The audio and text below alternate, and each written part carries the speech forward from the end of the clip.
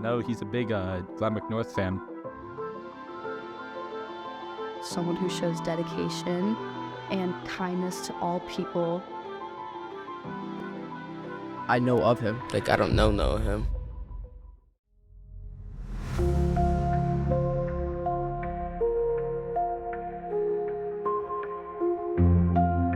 My name is James Williams. I graduated from Glenbrook North High School in 2010.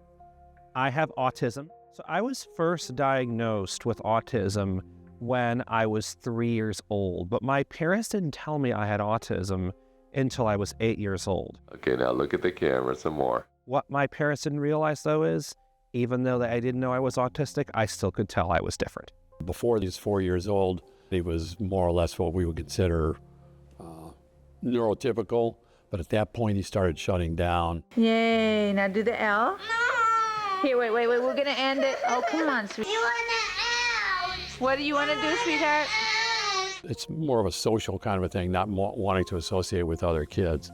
In school, we let him kind of do pretty much what he wanted to do. He self-advocated. When he was about 10 years old, he then wrote a book. It was called Out to Get Jack. It was based on an experience he had when we visited my brother down in Indianapolis and how they treated him. They weren't familiar with what an autistic kid is like. He felt like they're out to get me. Probably one of the biggest struggles I had was that because I didn't have many of the same social skills and groups of friends that typical kids have, it wasn't always easy for other kids to understand things I didn't have. When I was at high school, most of my best friends were girls. He would always join me and my friends sitting at the cafeteria for lunch, and he just wanted to be social. He wanted to be around people. He was friends with sophomores, freshmen, seniors, all ages, and he was just a really kind friend to everybody and anyone. So I was socially taken in by this group of girls on the swim team. And they took me in, they showed me the ropes, and I'm like, how can I repay you? And they said, you know what? Become a fan of our swim team. Come to the swim meets and everyone will love you. Take your mark. And sure enough, I got along with everyone. Everyone thanked me for being a fan. And then word got out that I was supporting the swim team. And then I also befriended other athletes, eventually girls and guys alike.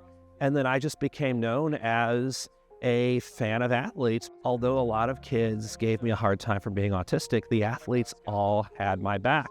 And what started with girls swimming just became a love of athletics because these were the kids that were protecting me. Friends in the red zone, touchdown, Spartans! After graduation, I was approached by members of the Glenbrook North Booster Club. These are the people that run those concession stands. These are the people that help decorate for senior nights. And a group of parents were like, hey, we see you support athletics. We see you support our kids. How would you like to join our club? James has been remarkable because he is willing to go up and introduce himself. He's willing to admit that he is on the spectrum. He shows up walking or taking an Uber to go to these things in the cold extremes or the hot extremes, and he sits next to you. And then I think he is able to make more of a connection with the community, and the community in and of itself starts to learn how to be supportive of somebody on the spectrum as well. And now I'm not only supporting athletics, I'm now helping out at concession stands. So outside of supporting Glenbrook North sports, I travel around the country, nationwide, talking about autism, and have become a nationally known autism public speaker, and I continue to do so today. I feel like it's a great thing that he's invested in the community. I think a lot of people should be more invested in the community. This is sort of a mission for him. It's his, it's where he has roots into the community. So I went into the field of special education, and James is the most unbelievable autism advocate that I've ever met. What I want people to remember me as someone who was just trying to have some of the same social experiences that other people take for granted.